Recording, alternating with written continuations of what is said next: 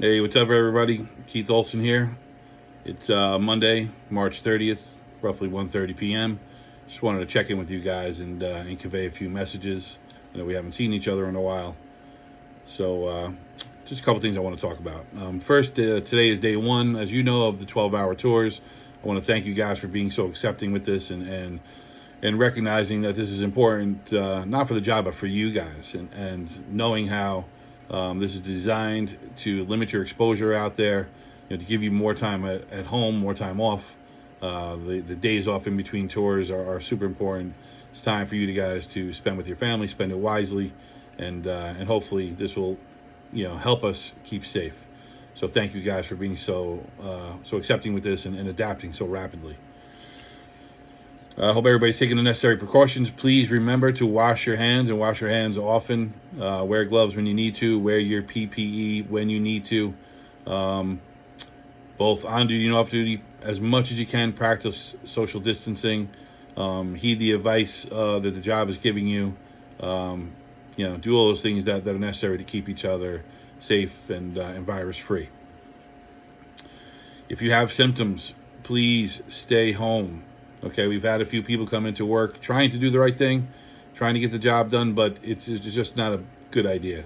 It's only an opportunity for each other to contaminate each other. So please, if you have symptoms, and that's a sore throat, fever, that dry cough, one of the big things that we've been experiencing is that lack of sense of taste or smell.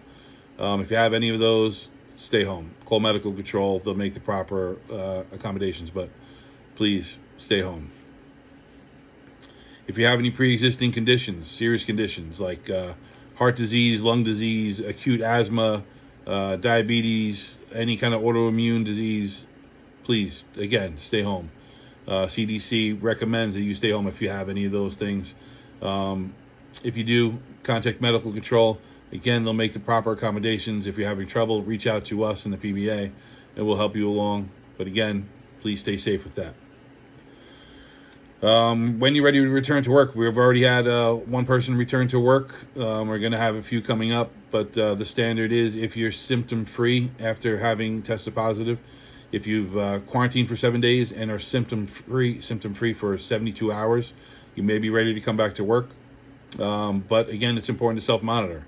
Don't try and rush back to work. If you have any symptoms, then stay home. But if you are symptom-free for 72 hours, then it may be time to come back to work. A couple of things that we're working on in the PBA. One thing is a 207C bill that's in the Senate and Assembly.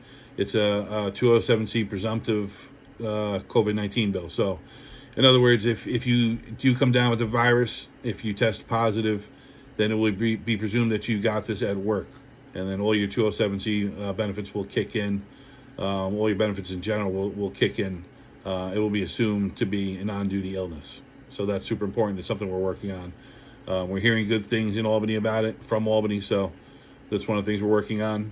Another thing is the possibility of getting hotel rooms for our members who have to be quarantined. We know some people have certain circumstances at home that make it hard for them to quarantine if they test positive. So we are working on the possibility of getting hotel rooms for those people. It's not done yet, something we're working on today, but we're trying to make some progress with that. And the other thing is they just recently passed, the White House passed the Family First Coronavirus Response Act. We're flipping through that today, trying to figure out what benefits it brings to us. We're trying to interpret that as best as possible, but we're working on that as well. You guys should know that I am constantly in touch with our board and trustees. We are constantly in touch with each other, sometimes in person, a lot via phone, via text. We've been using some teleconferencing platforms like Zoom, but we are in constant contact with each other. So if you have any questions or concerns, please reach out to me, reach out to your trustees. We're sharing these experiences, and we're trying to clear up any problems as soon as they pop up. So please don't hesitate to reach out. We are also in constant contact with our attorneys. I'm on the phone with Andrew Quinn literally 5 or 6 times a day, starting early in the morning till late at night. Sharing our experiences. Andrew represents several departments, working through some legal issues. He's helping interpret that Family Act. We're in constant contact and doing everything we can to make things as good as we can for you guys. And then I'm also in contact with other PBAs, Westchester County, New Rochelle, White Plains, so many others, NYPD. We're trying to share our experiences, figure out the best way to get through this mess, and learn from each other as much as possible. If you guys have any questions, anything at all, any questions, concerns, just know that you can call me anytime. My phone is on 24 hours a day. Anytime, literally. Call me anytime. Call your trustees. Keep in contact and keep that line of communication open.